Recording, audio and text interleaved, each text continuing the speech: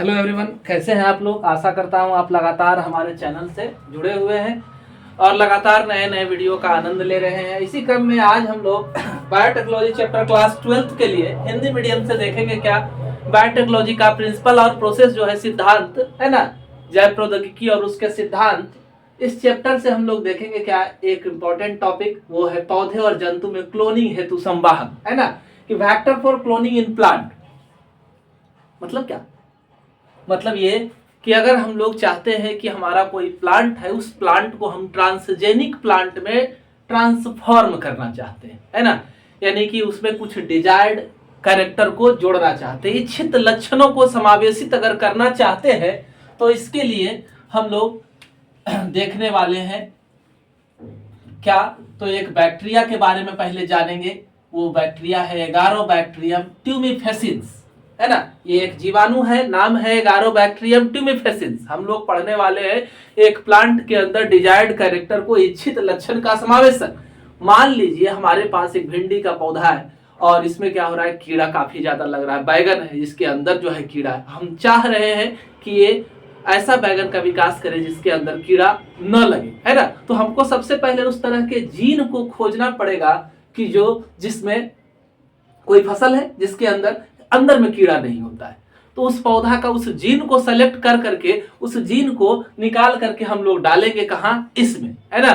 तो इससे पहले किस तरह से रिकम्बिनेंट डीएनए को हम लोग बनाते हैं, वो तो हम लोगों ने पिछले चैप्टर में पढ़ा है ना, कि क्या करते थे। हम जानते हैं कि जीवाणु वगैरह के अंदर प्लाज्मिड होता है, एक्स्ट्रा क्रोमोसोमल मटेरियल, है ना, और इस प्लाज्मिड में ही हम लोग क्या करते हैं, फॉरेन डीएनए को, बाह्य डीएनए को, विजातीय डीएनए को जोड़ने का काम करते हैं।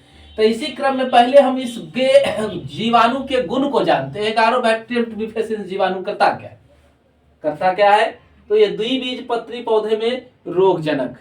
किस तरह का रोगजनक है, तो उनके जड़ में ये क्या करता है, कैंसर उत्पन्न करता है, गांठ बनाता है ना। सामान्यतः ये जीवाणु का लक्षण क्या है, तो ये वहां पर ट्यूमर का निर्माण करेगा।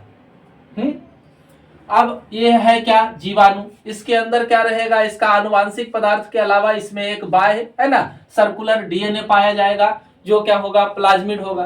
तो इसके इस प्लाज्मिड का नाम क्या रखा गया है, टीआई प्लाज्मिड, है ना। इसके प्लाज्मिड का नाम क्या है, तो टीआई प्लाज्मिड है। अब ये टीआई प्लाज्मिड के अंदर क्या है, तो इसके अंदर एक टी डीएनए है ना। यही जब पहुंचता है हमारा पौधा का कोशिका में, द्विबीजपत्री पौधा में जब पहुंचता है, तो ये वहां की कोशिका को रूपांतरित तो हो ही गई थी इसके पहुंचने से। अब ये टी डीएनए क्या करता है, वहां पर हार्मोन की अस्थिरता उत्पन्न कर देता है। जब हार्मोन की अस्थिरता उत्पन्न करता है, तो इस ट्यूमर कोशिका में क्या हो जाता है, ओपिन्स रसायन का निर्माण हो जाता है ना।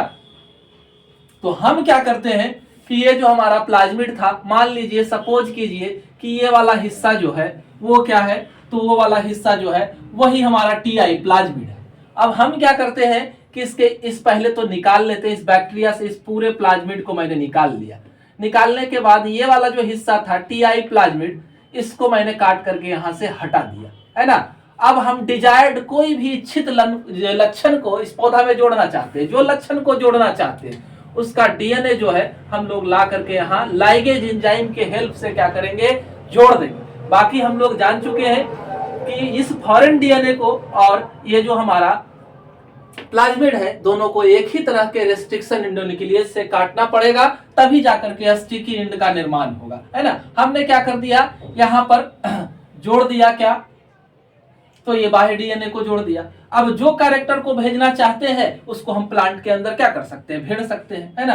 तो टीआई प्लाज्मिड के साथ डीएनए को जोड़ करके हम लोग इच्छित कैरेक्टर को भेज दिए हैं। और इसमें क्या कुछ कर सकता है ये, तो कीट या पीड़क प्रतिरोधी पौधा का निर्माण हो सकता है, जिस लक्षण को भेजे। जैसे बैगन वाला उदाहरण दिए ना, तो बैगन वाला में क्या किए कि उस कीड़ा का पहचान करके उस दूसरा पौधा को खोजे जिसमें कि उस जीन के वजह से कीड़ा नहीं लगता था, उस जीन को ला करके डाल दिए कहाँ, इस बैगन में डाल दिए। तो ये क्या हो गया, मॉडिफाइड हो गया, कीट प्रतिरोधी हो गया, है ना, पीड़क प्रतिरोधी हो गया। ऐसा करके अभी तक हम लोगों ने सूरजमुखी, आलू और तंबाकू की उन्नत नस्लों का विकास किया है। समस्या फिर से एक बार, तो एगारोबैक्टीरियम ट्यूमिफेसिन्स जीवाणु था जिसने क्या किया कि उत्पन्न किया क्या, रोग कौन सा, तो ट्यूमर। ट्यूमर किसमें, तो द्विबीजपत्री पौधा में, वो भी कहाँ, तो उसके जड़ में। हम लोगों ने कारण इस जीवाणु के अंदर टीआई प्लाज्मिड की उपस्थिति और वो टीडीएनए रखता है, तो हम लोगों ने इस टीआई प्लाज्मिड में चेंज करके टीडीएनए को निकाल करके यहाँ पर फॉरेन डीएनए को डाल दिया और उसके बाद जो है प्लांट के अंदर इम्प्लांट कर दिया, तो हमारे पास एक पीड़क और कीट प्रतिरोधी पौधा का विकास हो गया। अगर हमारा वीडियो पसंद आए लाइक करें, है ना, कमेंट सेक्शन में कमेंट कर सकते हैं। हमारे चैनल से जुड़े रहें, नित्य नए वीडियो आपको लगातार हमसे मिलते रहेंगे। धन्यवाद।